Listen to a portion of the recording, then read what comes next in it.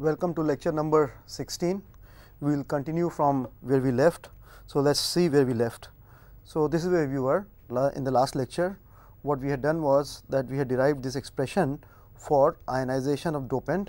So, if you have a dopant, and I am considering now a monovalent dopant, namely that which has only one ionization, that means it can go from 0 charge state to +1 charge state, or donor rather, I should dopant, I should say donor here. D stands for donor. So, so we have a donor which is monovalent, meaning that it can go from a charge state to from 0 to +1, like phosphorus in silicon, where with its 5 electron phosphorus is 0. When it gives away 1 electron, then it becomes phosphorus plus, that means D plus.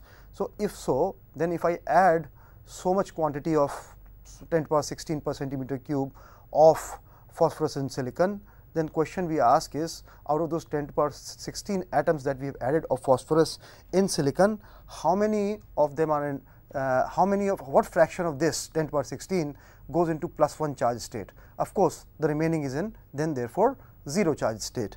So, that how much, what fraction goes into +1 charge state is given by this expression in red.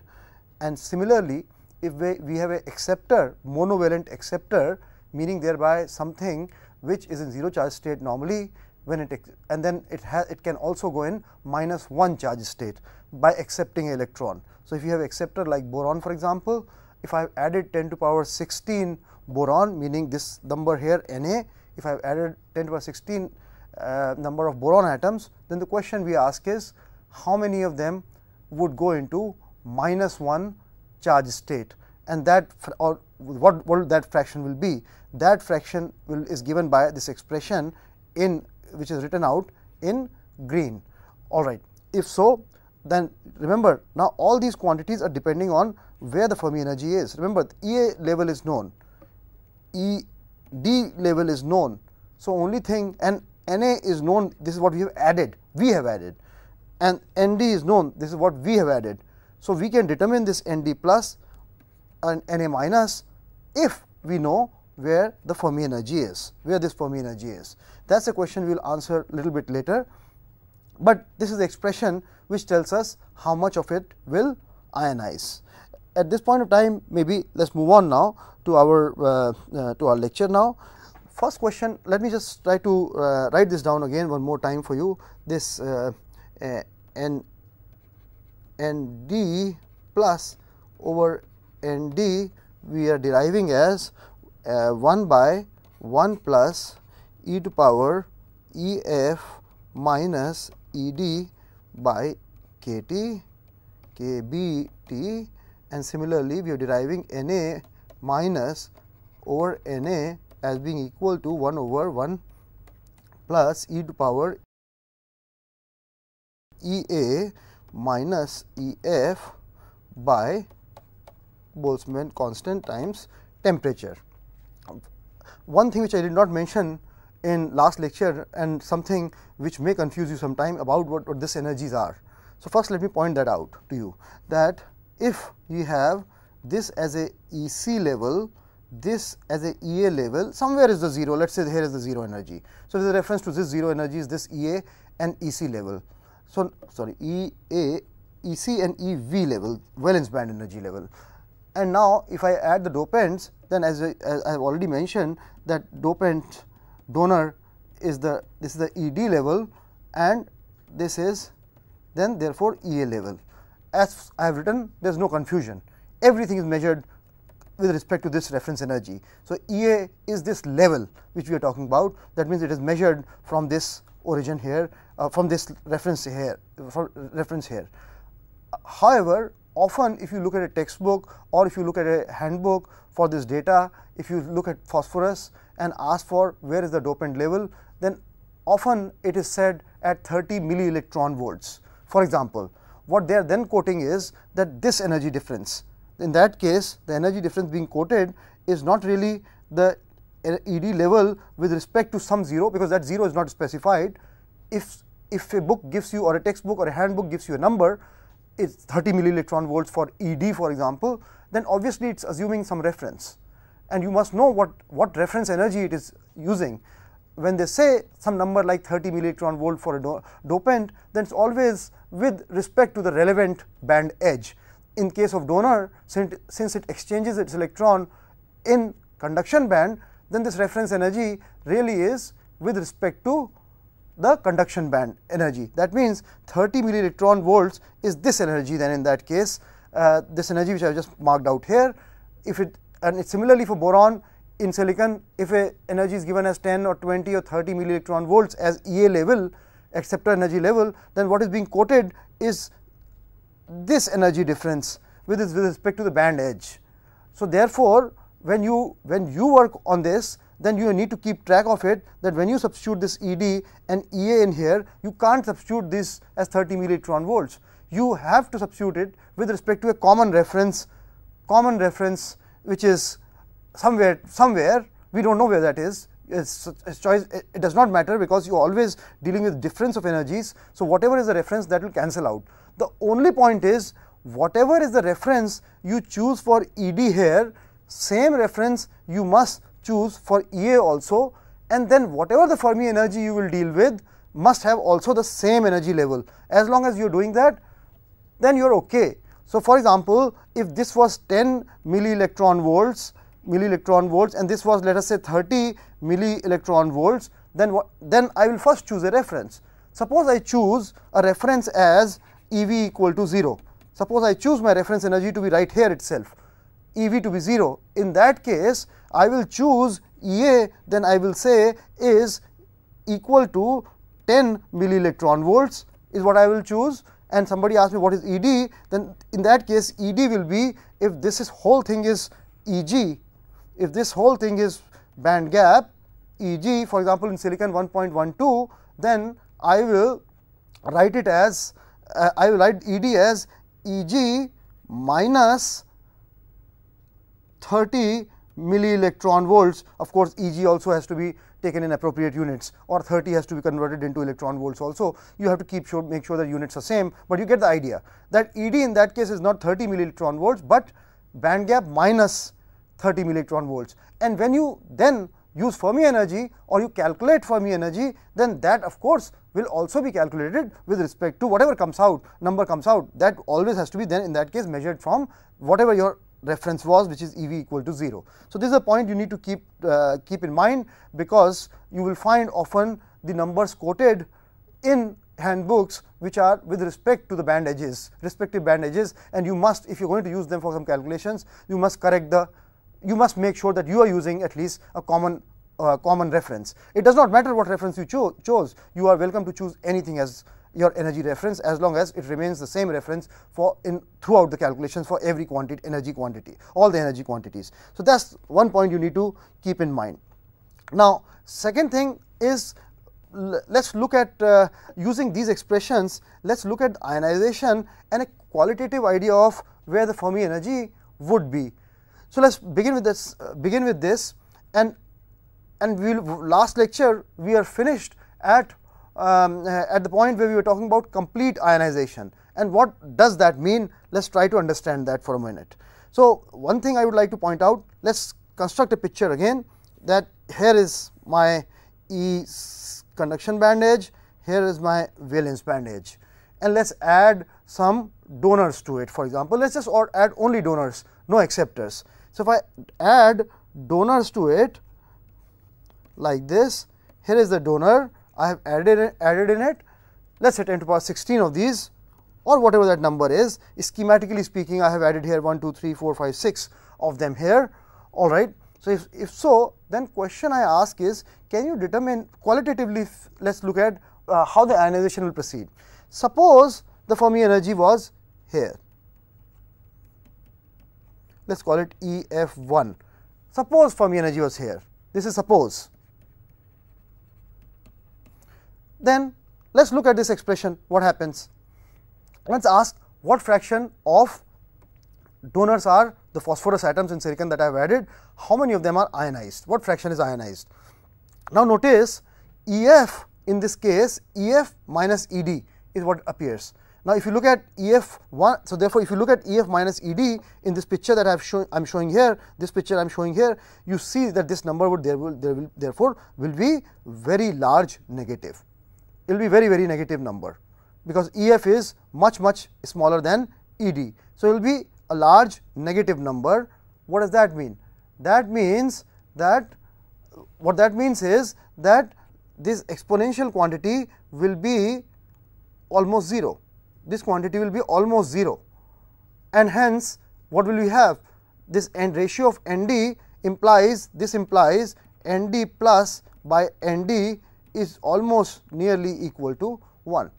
That is what this implies. That means all donors will be ionizing. That you can clearly see that if I have, that means I will be left with only plus, P plus or donor plus atoms here.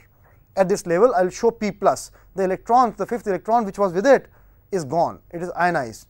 Why did this happen?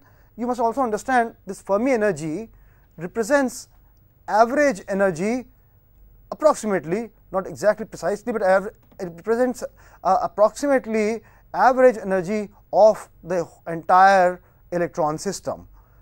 If so, you can see that since Fermi energy is much smaller than ED, therefore, why should electrons continue to sit at ED level?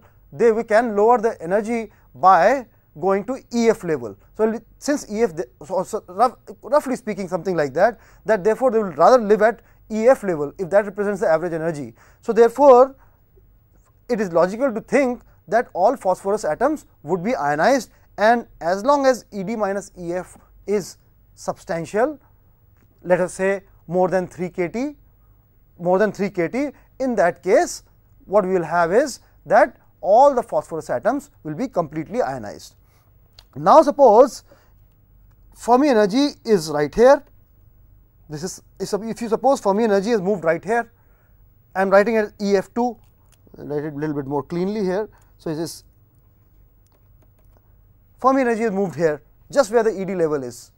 If you move up to ED level, then what happens? In that case, let us look at this expression again. Look at this expression, then in there EF is equal to ED.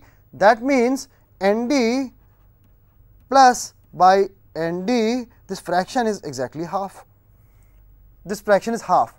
So, if Fermi energy reaches the donor level, then what that means is half of the phosphorus atoms in silicon would have given their electrons away, whereas half of them would have given its electrons, half of them will be not ionized. That means half of these would be carrying their electrons with it. ED level was right there. Let us go back again to one more thing, EF level. Just see it in this context. Since when EF was very low, then where does the fifth electron go? We think that this fifth electron goes to the conduction band, but then you can ask that why, what do you mean by that? Well, remember this average energy of electron system, this EF which is supposed to represent, is supposed to represent all the free electrons, all the electrons. So, electrons in the valence band and also the electrons in the and the electrons in the conduction band, it is supposed to represent that. So, if there is electrons in conduction, so though we say that some electrons have gone in there, this average of all these energies is EF1. So, it is okay that electrons, in case EF is lower than ED, that they go into conduction band, because then their effect is being taken care of in the average energy calculation. So, you can think like this. Now, similarly, of course, if Fermi energy continues to move upwards, if Fermi energy was still higher, then in that case this ionization would be, what will happen then? In that case, EF will be much greater than ED when it so happens. In that case, this number can become very large, and then what we will have is ND plus by ND would then start going towards 0. In that case, no atom will be of phosphorus in silicon, no donor atom would be ionized. That means all of them will be neutral, the fifth electron will be tied up to the dopant itself. So, that is the picture you can look at how by moving Fermi energy the ionization occurs. Exactly same argument applies for for acceptors also, what I mean is here are acceptor levels, this is EC, this is EV and this is EA. If so, then you can clearly see if Fermi energy was high up here, then what will happen? EF1. If energy was higher up here, then what will happen? Without looking at the mathematical expression, qualitatively you can see that if Fermi energy was higher, that is the average energy of the electrons, and EA level is lower, then might as well these electrons, why would they not occupy? They would then occupy, lower energy state would be that they occupy the acceptor level. So, in that case, if electrons are going to be found, if Fermi energy is here, then we should be able to find electrons over on EA site. So, therefore, that means acceptor are ionized. So, these acceptors are boron, that means they are not, they are in boron minus state, they have accepted the electrons, and that you can now see from this mathematical expression also. If EF is much greater than EA, then this difference is a large negative number, and hence this is approximately 0, and then Na minus by Na is, in that case, Na minus is equal to Na, that means complete ionization. All the boron atoms are completely ionized. You can proceed with the same argument when Fermi energy is exactly at EA, then half the boron atoms would be ionized and half will be neutral. And similarly, if you go further down in Fermi energy below EA level, in that case, then no boron atom will be ionized, they all will be neutral in that case. So, that is the big picture which you can look at. Second aspect, before I move on, I will talk about compensation.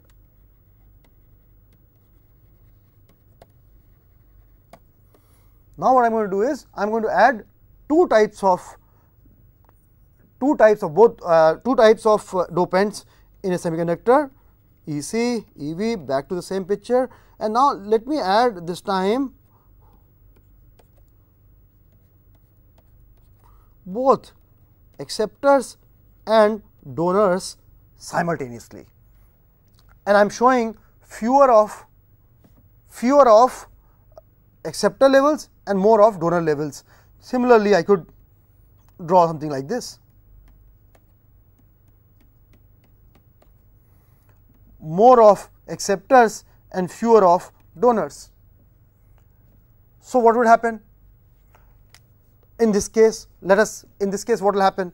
Suppose number of donors I have added is ND, that is the number of donors I have added per centimeter cube, and Na is number of acceptors that I have added per centimeter cube. So, I ask the question that let us say temperature is 0 K. So, temperature is let us say 0 K. What is the picture at 0 K? Now, notice what I am going to do is, here is the phosphorus atom with its electron, 5th electron. Here is phosphorus atom with its 5th electron. Okay. Now, what happens to rest? So, let me draw the ion first. Even at 0 K, the 5th electron, you see at least 4 of those in this schematic picture could have gone down here. System can lower its energy by sending the electrons, 4 electrons down here, which I could have put here, here, here and here. So, even at 0 K, the ground state would be that I would have 2 atoms of phosphorus in this schematic. In this schematic, 2 atoms of let's use a different color. So, here is the electron, my electron here, electrons are right here. So, here are the 4 electrons. So, 4 of them have ionized. 4 of these electrons has gone down to boron site. That way, system can lower its energy. Total energy of electron system can be lower even at 0 K. So, if I now raise the temperature, how many electrons can go to the conduction band? Only these 2. Only these 2 can go to conduction band when I raise the temperature. If so, therefore, what do you expect the number of electrons to be even at 0? First of all, how many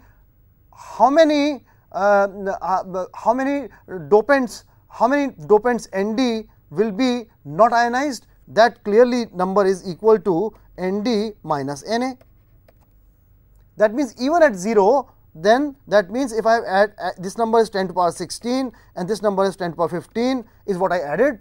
10 to the power 15 boron in silicon and 10 to the power 16 phosphorus in silicon, then 10 to the power minus 16 minus 10 to the power 15, sorry, 10 to the power 16 minus 10 to the power 15 is the only number of donor atoms which can participate. Rest are already compensated, and hence such semiconductors are called compensated semiconductors. That means this is the only Nd minus Na is the concentration N which I can expect, which in this case is 2. This is the N I can expect here when I raise the temperature. That's the only amount I can get. I hope you can see this qualitatively, which I will prove exactly precisely. Similarly, by same arguments, you can see here in this case where I have this phosphorus, so many phosphorus levels Ed, and which means Nd of these I have added here. Now, in this case this number is 10 to the power 15 and this number is 10 to the power 16. What will happen?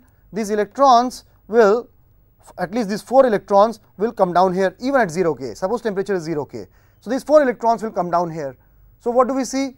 We see that in this picture, just like in this picture, all Na were ionized and Na number of donor, same number of donors were also ionized at 0 K. Nd minus Na therefore were not ionized. These are the at 0 K.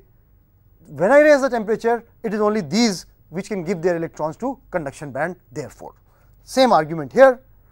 In this case, these electrons would have come down here even at 0 K. So, therefore, now since Nd is smaller than Na, in this case all Nd atoms will be ionized. Whatever is the number of Nd, that many number of acceptors will also be ionized, boron minus. So, the ones which are not ionized are therefore Na minus Nd. This is the number which is not ionized right here. These are the ones which are not ionized, they have not taken the electron, they have not accepted the electron. So, boron is still in 0 charge state. When they accept the electron, only then they will go to -1 charge state. That means, when I raise the temperature, the ones which will accept their electrons and create hole will be equal to only this. So, this is the number which can then create the holes when I raise the temperature. So, these are the few things which qualitatively you can understand. Now, having given an explanation, let us look at that then. Let us look at what happens. Let us look at this compensation idea mathematically also. So, what is our picture? Our picture is something like this. I know my N is equal to Nc times e to power Ef minus Ec by Kt. Similarly, I know my P is equal to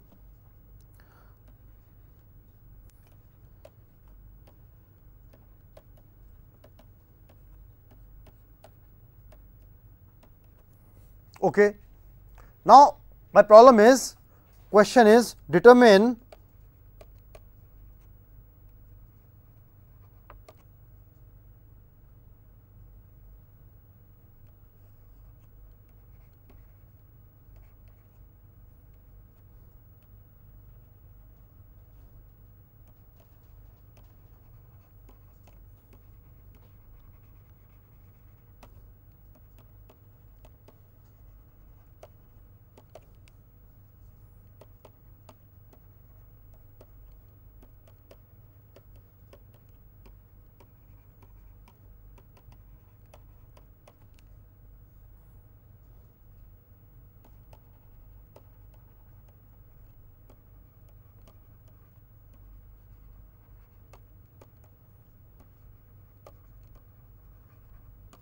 so, these are my assumptions. We want to determine N and P when there is complete ionization. What does that mean? That means when Nd is equal, that means whatever dopants I have added, whatever donor I have added, phosphorus atoms I have added, all of them have ionized. Whatever boron atoms I have added in silicon, all of them have ionized, and we are assuming monovalent. We are assuming monovalent implies that Nd is equal to Nd plus Nd in zero charge state. Similarly, we mean by monovalent dopants as Na is equal to Na minus plus Na in zero charge state. There are only two charge state possible, 0 and -1 charge state. That is what is implied by monovalent dopant. It gives only one transition, and from one charge state to another charge state, only exactly one transition is what it does. If so, then I am interested in knowing what NNP is. That NNP of course is given by these expressions which we have just written here. These are general expressions. So, only thing why we need to know is where is the Fermi energy. If we knew where the Fermi energy is, then we can solve this problem just like in intrinsic case. In intrinsic case, what did we do?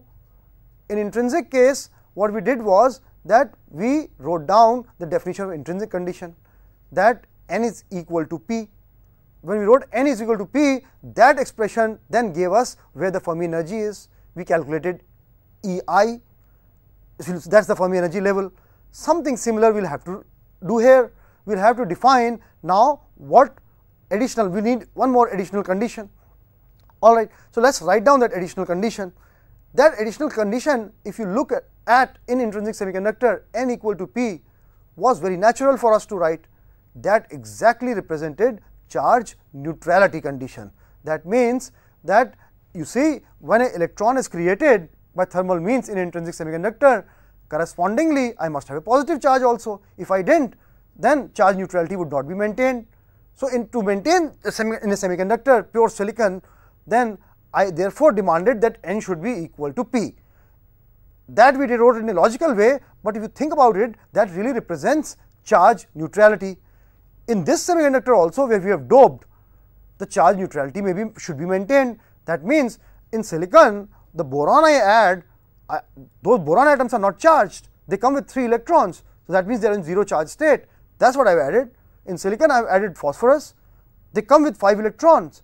They are not charged, they are neutral. That is what I have added in here. But when they go in there, some of them, depending on where the Fermi energy is, some of them will get ionized and some will not be ionized. When they ionize, they have a charge. If they have a charge, but the net total charge must still be 0. That is what the requirement on this semiconductor will be. So, let us write down this charge neutrality condition.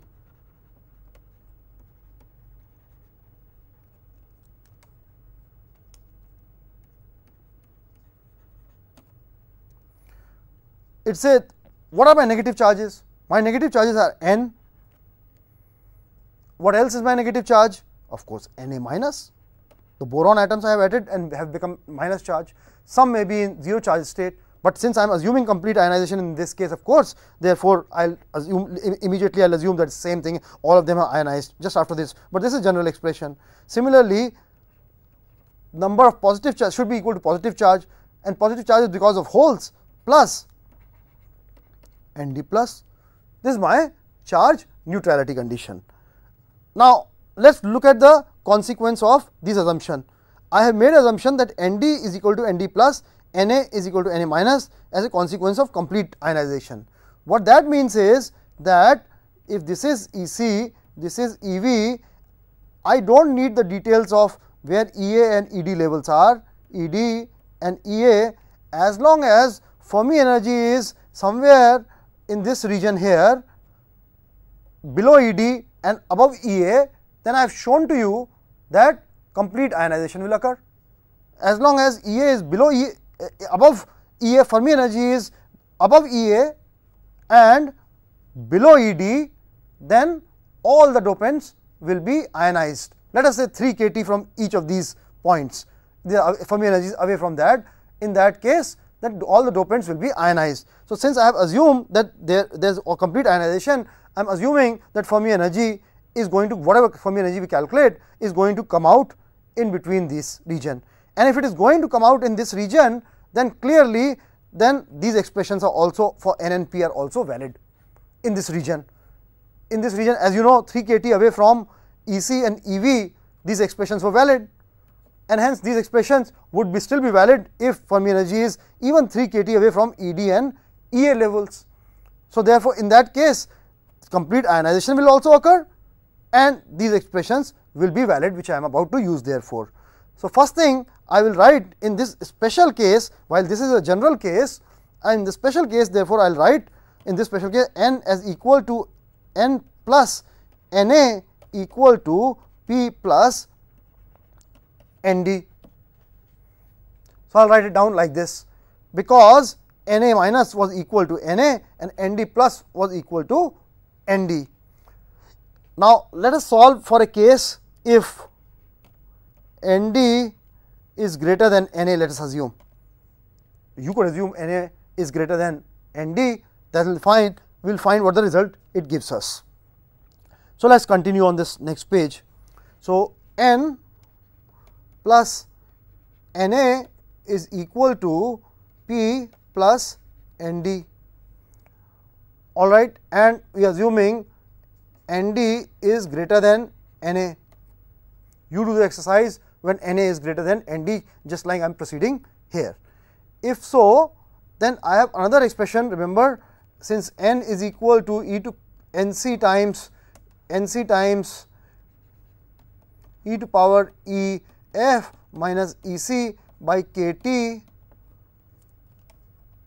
and P is equal to n v times e to power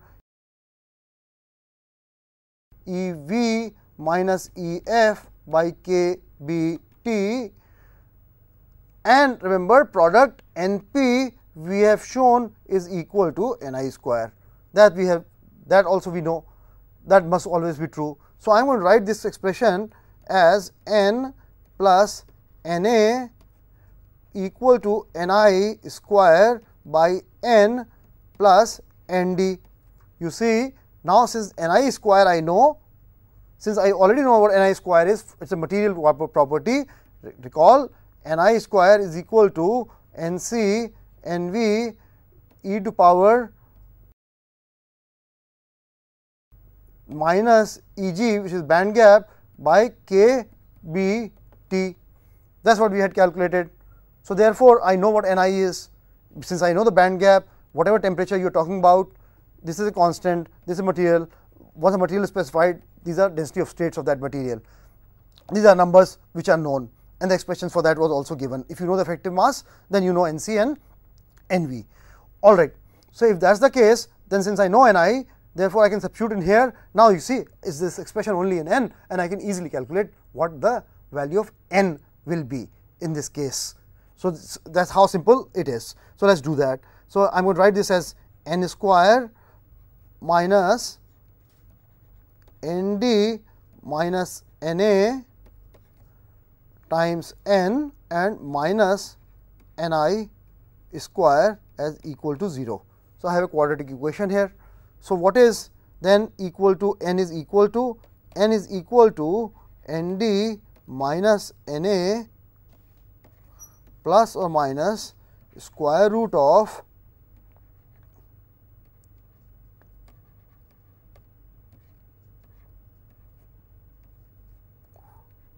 four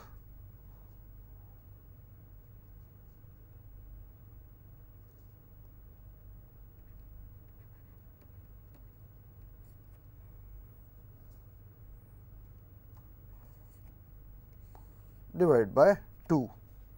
So, that is what n is equal to. Clearly, you can see that I must drop this minus sign, I must remove this minus sign from here, because this quantity will be, this quantity in square root will be greater than this quantity, and since n is a positive number, so there is no possibility of having a negative sign. So, I am going to remove that now. So, I am going to remove this sign, and only sign I can carry is plus. So, that is what n is equal to. Once I know n, I can go back and determine what Ef is. I can substitute in here what and of course, P is equal to then Ni square by n.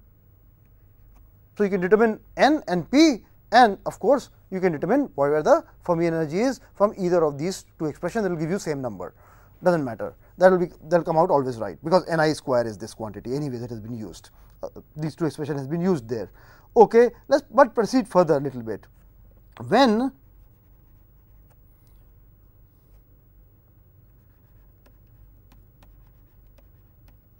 much greater than, not greater than, equal to 2 Ni is greater than 2 Ni, in that case what happens?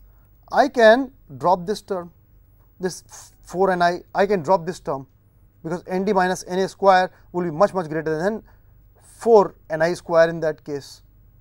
If so, then what will happen? Then I will get basically N is equal to Nd minus Na.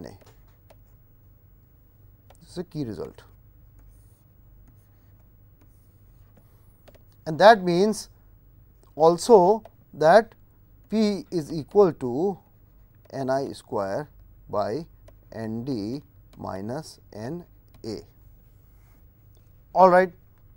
If you were to do the same exercise which I am asking you, which I have asked you to do, that Na is greater than Nd, then you solve for P in that case. In that case, you solve for P, and you would find, by going through exactly same process, you will find P is equal to Na minus Nd, and you will find therefore N is equal to Ni square by Na minus Nd, since Na is much greater than Nd.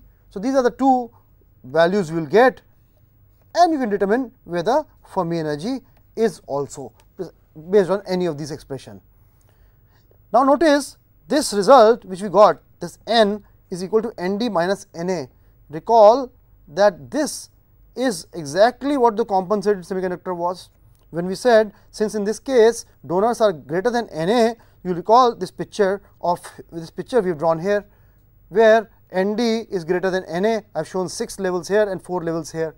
If that happens, even at 0 k, we had said that at least 4 of these, whatever is the number of Na, would be ionized already, and these equal number of donor atoms would also be ionized. What is left at 0 k is Nd minus Na, which are not ionized, which eventually will give you the electrons in the conduction band when you raise the temperature, and that can then be in Nd minus Na. Notice we have gotten that result now. We have gotten that result that N is equal to Nd minus Na. Okay. And of course, conversely, if Na was greater than Nd, then precisely similarly you are going to get the exactly same way, you are going to get Na minus Nd. Maybe it is worth looking at some numbers. In silicon, for example, Ni, as you know, is about on the order of, at room temperature, at 300 K, that is, I am talking about 300 K, 10 to power 10 per centimeter cube. Now, suppose you have Nd which was equal to, let us say this is equal to 10 to power 17 per centimeter cube. This is the phosphorus atoms you have added, for example, this many, and Na is equal to, let us say, 10 to power 15 per centimeter cube, this many boron atoms you have added. Then what is N equal to? N clearly therefore is approximately equal to 10 to power 17 minus 10 to power 15, which is approximately equal to 10 to power 17. That is what the value of N will be. Then what will be the value of P? Value of P will be therefore equal to 10 to power Ni square 20 divided by 10 to power 17, which is equal to 10 to power 3. Here is this number, let me write down this more cleanly here, 10 to power 3. Now, this requires little bit of discussion. Now, I am going to put this in red here, caution. This is a matter which confuses some students, and often I get this question, that calculation we have done shows N is equal to 10 to power 17. This students often are willing to accept, because they say, you see that I have added 10 to power 17 phosphorus atoms. So, since they can give the electrons to the conduction band, so one can accept the fact that there are 10 to power 17 number electrons in the conduction band. What causes problem is this concentration of holes. Why? The argument made is as follows, that when you have an intrinsic semiconductor, since we are saying Ni is 10 to power 10, that means at least 10 to power 10 electrons are here and 10 to power 10 holes are here. That is what it means, intrinsic electron concentration, that if the semiconductor were intrinsic, it was not doped, in that case I would have gotten 10 to the power 10 electrons here and 10 to the power 10 holes here, this p and this n would have been this number. Then I have taken this semiconductor at same temperature 300 K and added now some phosphorus and boron, does not matter boron is there or not, because anyway all boron is compensated right up front anyways. It is like 10 to the power 17, and if you added 10 to the power 15 boron, then 10 to the power 17, 10 to the power 15 of the phosphorus atoms are anyway gone to compensate boron. Once they have compensated, then that is out of our calculations. Only thing which is going to play part is what is remaining phosphorus atoms. So anyways, so whether you added only phosphorus atom or you added boron, that is not the issue, boron also, that is not the issue. But point is that if you added a dopant, if it is a dopant dominated, then in intrinsic semiconductor itself you had 10 to the power 10 electrons and 10 to the power holes. When you added donor atoms, then n is increased to 10 to the power 17, that is acceptable. Then why is it that holes have become only 10 to the power 3? Even in intrinsic case they were 10 to the power 10, why did they become less? At least they should have been 10 to the power 10. That is one problem which I often hear from students. So I would like to clarify that point to you in a minute. Then this I will try to clarify to you through a plot, and then hopefully keep this question in mind. This I am posing as a question which may be in your mind also, and I will try to clarify it, but I will do so through a plot. So let me replot something which was taught to you earlier. If I plot 1 by T versus log of, since less space here, carrier concentration.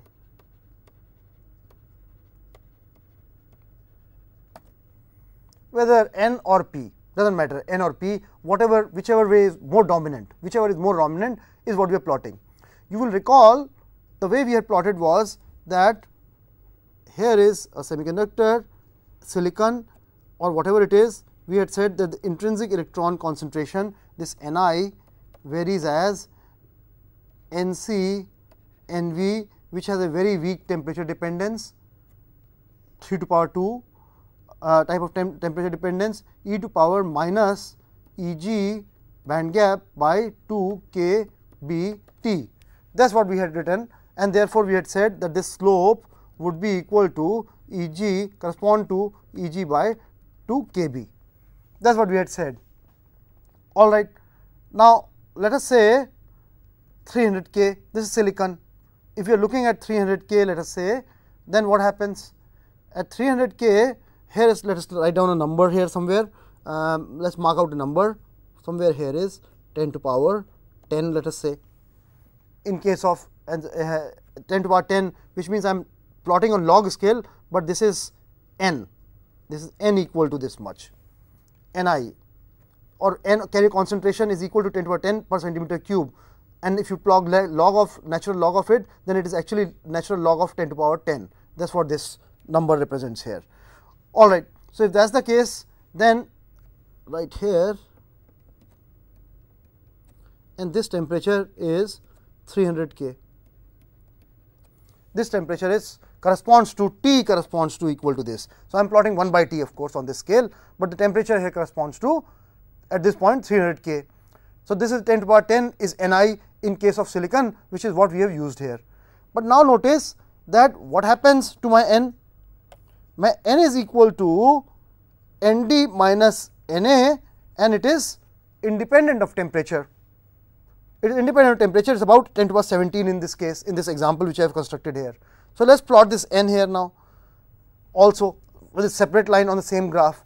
So if I do so, then let us say that here is somewhere here is 10 to the power 17, let us say, and number being represented, it is in a log scale. So this is 10 to the power 11, 10 to the power 12, etc., and so on, or maybe I take it even higher here. So here is 10 to the power 17 right here. If so, then let me plot this line here. So this is line is right here. What is this line representing? This line is representing Nd minus Na, about 10 to the power 17 in this case, which when you added in our example which you have taken. Now, what is in this semiconductor carrier concentration as a function of temperature? Clearly, that profile will look something like this.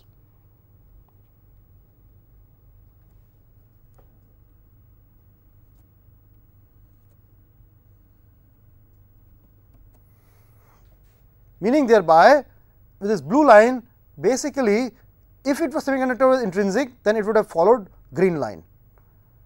But when semiconductor is doped also, then the concentration would follow blue line. Why? Clearly, now this is where you can clearly see that at 300 K, what happened was I had Nd minus Na as 10 to the power 17. That means that when I had this semiconductor right here, I had at 300 K 10 to the power 17 electrons could go up into the conduction band. Intrinsic concentration anyway is very, very small, it does not dominate. But when we go to temperatures higher and higher, this way is temperature increasing. Temperature increase 1 by T is what I am plotting in this direction. So, temperature is increasing in this direction. So, as I go to higher, so I start with somewhere here and I go for higher and higher temperatures. As I go to higher temperatures, remember around this area what happens? In this region, your Nd minus Na is now comparable to, in this point they equal, Nd minus equal to Ni. And what was my assumption here? Notice Nd minus Na should be much greater than 2 Ni or Ni, does not matter. 2 factor of 2 when we are talking about order of magnitude, it matters, does not play a serious part. So, Nd minus Na should be much greater than Ni. So, clearly that is true in this region. In this region it is true, in this region where Ni is this green line and Nd minus Na is this red line, and clearly red line is much greater than this blue line. Remember, this is log scale. So, this is much greater, but in this encircled region these two numbers start becoming equal. And what happens? While this number will continue same way, but now since temperature is large enough, the intrinsic carrier concentration itself is very large, and therefore carriers are generated through intrinsic means rather than doped semiconductor. That means a doped semiconductor, if you dope it and but you continue to raise the temperature, at some point in time it starts behaving like an intrinsic semiconductor. So, that is the point, that this is 10 to the power 17, when 10 to the power 17, and when temperature is large enough, then anyway when intrinsic carrier concentration becomes 10 to the power 17 or higher, then this number becomes even large and starts following green line because of intrinsic reason. Fine, but always remember this, that at any given temperature, even at 300 K, when 10 to the power 17, I do have law of mass action. It is, that means that, recall that n plus, this came from n plus p recombination and generation and the generation process. This equilibrium between these two processes dictated this, that n product n and p should be constant. If you, that means, increase this, then you must decrease this. You cannot therefore argue that even at 300 K, when n became 10 to the power 17, for the reason shown, this is doped semiconductor. So, when n became 10 to the power 17 at 300 K, although intrinsic means could have given 10 to, if its semiconductor intrinsic, then P would have been 10 to the power 10, the holes would have been 10 to the power 10, but no, they cannot be, because this, in thermal equilibrium, this condition should always be maintained, that Np is equal to Ni square. That condition is requirement of thermal equilibrium, just in the same way as you have studied in your chemistry course, where if you take two reactants and if you increase one, then other one concentration of other must be decreased to keep the rate of reaction the same forward, and to maintain the equilibrium. To maintain an equilibrium, either whatever is on the left hand side of the equation and the right hand side of the equation in chemical equilibrium, either if one quantity on left hand side goes down, then the other must increase, or proportionately on the right hand side everything must increase. correspondingly. Since in this case it is annihilation of electron and hole, that cannot happen. Therefore, only option left is if one increases, other must decrease, and that is the reason requirement of thermal equilibrium that is leading to that thermal equilibrium is leading to that P must become 10 to the power 3. You must never think of concentration in valence band as being equal to this 10 to the power 3 plus 10 to the power 10, because that is coming from Ni means. This is a common mistake which students make, that they think that Ni is because of this reason, and because of this Ni anyways, Ni was 10 to the power 10 at room temperature, therefore add that number also to it. That would be wrong. This is the whole concentration in valence band, because you are required to maintain this particular equilibrium, because this particular equilibrium must be maintained, and hence you must have product Np equal to constant, and hence this must become 10 to the power 3. So, that is the point. Now, this is what is called exhaustion region.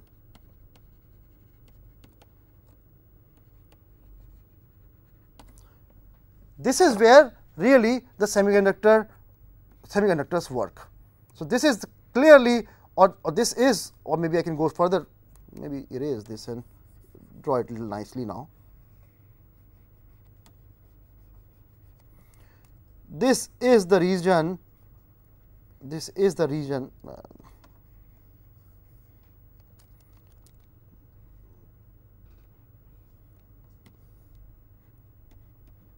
this is the exhaustion region for a semiconductor. A semiconductor would normally be used in electronics in this region. So, I will finish my class here, and I will show, eventually you will understand the point that whether a semiconductor is doped or undoped, if temperature increases beyond this point, if it goes temperature on this side, then semiconductor will behave like intrinsic semiconductor. You also know devices are made when you have an N junction and a PA junction, you make a N and P junction, but in temperature ranges on this side, since semiconductor starts behaving like intrinsic semiconductor, so it does not matter that is N type or P type, dopants play no role. So, if you try to make a junction and you heat it up too much, you go to high temperatures, then N characteristic and P characteristics are lost, and therefore, junction is lost. All you have is a semiconductor, intrinsic semiconductor, and hence device will stop operating. So, obviously, you cannot operate in the intrinsic range. Semiconductors are made N and P type, that you can clearly do only in the exhaustion region. So, I will stop my lecture here. Next lecture, I will talk to you about freeze out carrier, freeze out characteristics, and that will be my last lecture on this equilibrium carrier concentrations, and in that case I will show you how what happens if you go low. So, I have talked about high temperatures, what will happen from this exhaustion region. If you go to still lower temperature, what will happen, that I will speak about, I will talk about in the next lecture. Thank you.